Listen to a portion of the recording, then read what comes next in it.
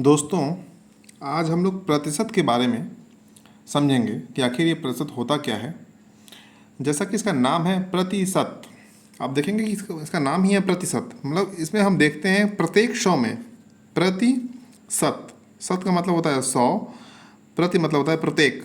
तो प्रत्येक 100 में आखिर क्या अंक हम लोगों ने प्राप्त किया, क्या रुपए खर्चे किए, क्या आंकड़ा जो भी सवाल में पूछा है, क्या लाभ हुआ तो प्रत्येक 100 में कितना लाभ हुआ, क्या हानि हुई तो प्रत्येक 100 में आखिर क्या हानि हुई, इसी को बोलते हैं प्रतिशत। अब कुछ उदाहरणों से समझेंगे तो आसानी से समझ में आ जाएगा। और हम लोग देखते हैं ना कि सबसे पहले जो प्रतिशत से किसी व्यक्ति का जो पाला पड़ता है तो लोग पूछते हैं कि यार तुम इस क्लास में या इस विषय में कितने परसेंट नंबर पाए हो। जैसे मान लेते हैं हाई स्कूल में किसी ने पूछा कि तुम हाई स्कूल में या 10th क्लास में कितने परसेंट नंबर पाए, तो वो बोलता है कि यार हमने तो 64% नंबर पाया है। तो 64% का मतलब क्या हो गया कि वो 100 में से 64 पाया है। यदि मान लेते हैं कि 500 नंबर का कुल हाई स्कूल में 500 अंकों का पेपर हुआ, तो वो कितना पाया, वो बोलता है कि मैं तो यार 64% पाया हूँ। इसका मतलब ये हुआ कि जो 500 है ना, इसको तो हम तोड़ सकते हैं ना। 100 कितने पीस बनेंगे इसमें, 100 के इसमें बनने वाले हैं 5 पीस,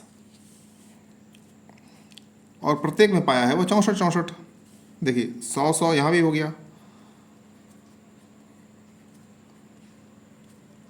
जो 500 है उसको हम लोग 5 बार 100 में तोड़ ही सकते हैं, और वो बोल रहा है कि मैं 64% नंबर पाया हूँ। इसका मतलब ये हुआ कि जितने भी 100 आते हैं उसमें हर 100 में वो 64 पाया है, इसमें 64 पाया है।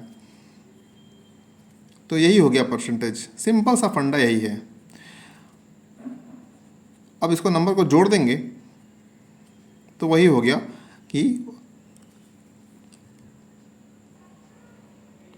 तो यहाँ हम देखते हैं कि अगर हम 64 को 5 बार जोड़ेंगे तो 320 आता है। इसका मतलब है कि कोई बच्चा कहता है कि मैं 64% अंक पाया हूँ, और उसका जो पूर्णांक था वो 500 था, तो वो पाया कितना नंबर, वो पाया होगा 320 नंबर।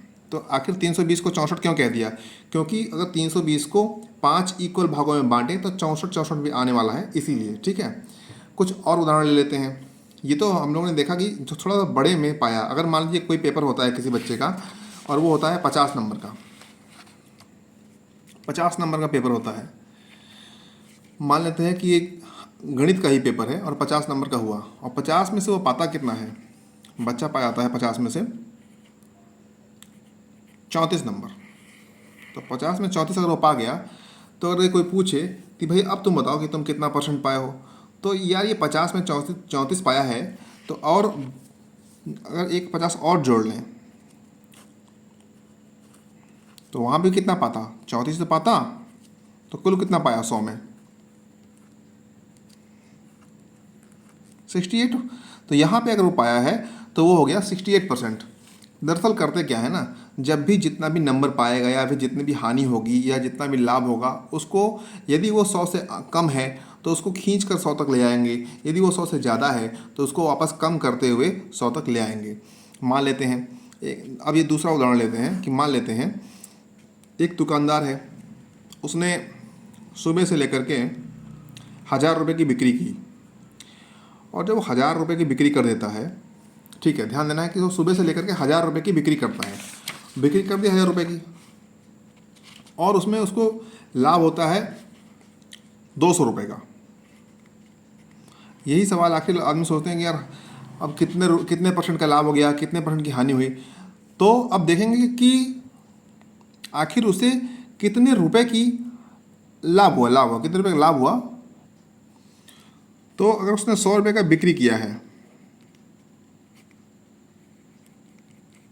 और लाभ हो गया उसको 200 रुपये का, तो आखिर उसने कितना रुपए लगाया होगा, 800 रुपये। उसने 800 रुपये का माल लगाया होगा। मान लीजिए उसने पकौड़ी बना ली, तो पकौड़ी 800 रुपये का उसने अपना प्याज तेल और बेसन लगाया और बेचा, तो उसे मिले थे कितने, 1,000 रुपये। क्यों, क्योंकि उसमें 800 में उसको 200 क्या हो गया था, प्रॉफिट हो गया था। तो अब ये देखना है कि 800 रुपये में 200 प्रॉफिट हुआ तो 100 में कितना हुआ, बस यही निकालते हैं। तो 800 में से 200 रुपये का प्रॉफिट हुआ, तो 100 रुपये में से कितने का प्रॉफिट हुआ। अब यहाँ से जो निकल के आएगा वही उत्तर हो जाएगा। काट लेते हैं। अब बहुत लोगों को काटना भी नहीं आता है तो इसके लिए पहाड़ा सीखना होगा। 4 से काटेंगे, 4 दूनी 8 और 4 पचे 20, 2 से काटेंगे तो ये जो 25% का उसे लाभ हो गया। यानी कि अब इसे 25% लाभ हो गया। आप इसको और देखें तो उसको 200 रुपये का लाभ हुआ है। ध्यान से दिखते हैं, दूसरे पन्ने पे आपको दिखाता हूँ मैं। देखिए पकौड़ी उसने कुल बेची थी, कुल उसकी बिक्री हुई थी 1000 रुपये की। 1000 रुपये की बिक्री हो गई थी। 1000 रुपये में उसने, मान लेते हैं कि ये प्याज की पकौड़ी बनाया था, तो वो 1000 रुपये में क्या किया था, 800 रुपये का तो सामान लाया था अपना, प्याज, बेसन और गैस, यानी कि जो उसने इनपुट लगाया था 800 रुपये का, और प्लस क्या हो गया था, उसको 200 रुपये का लाभ हो गया था। ये तो हुआ था। तो इतना तो उसने लगाया था इनपुट, इतना उसको लाभ हुआ था। तो अब वो इसको तो देखें कि आखिर वो 100 में कितना है। तो ये 8 कितने बन जाएंगे, 800 बन जाएंगे, 100 के 8 पीस, यानी 8 बन जाएंगे।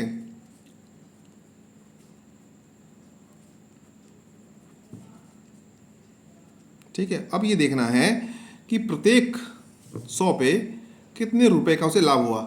यानी कि जो ये 200 है ना, कितने 100 में बांटना पड़ेगा, 8 वाले में। इसको फिर 4 से काटो, 4 दूनी 8, 4 पचे 20, 25, तो यानी कि 25 8 200 होता है। तो प्रत्येक में 25, प्रत्येक 100 के नीचे 25, प्रत्येक 100 के पीछे उसको 25 रुपये का क्या हो रहा है, लाभ हो रहा है, प्रत्येक 100 के पीछे। यही, यानी इसका मूल कॉन्सेप्ट यही है कि प्रत्येक 100 पे आपको क्या लाभ हुआ, प्रत्येक 100 पे आपको क्या हानि हुई, प्रत्येक 100 में आप कितने अंक पाए, यही हानि है। यही मतलब कॉन्सेप्ट है, यही परसेंटेज कॉन्सेप्ट, मेन कॉन्सेप्ट यही है। और जितना भी हम लोग इस पर सवाल हल करते जाएंगे उतना ही ज़्यादा हमारा जो कॉन्सेप्ट है वो क्लियर होता जाएगा।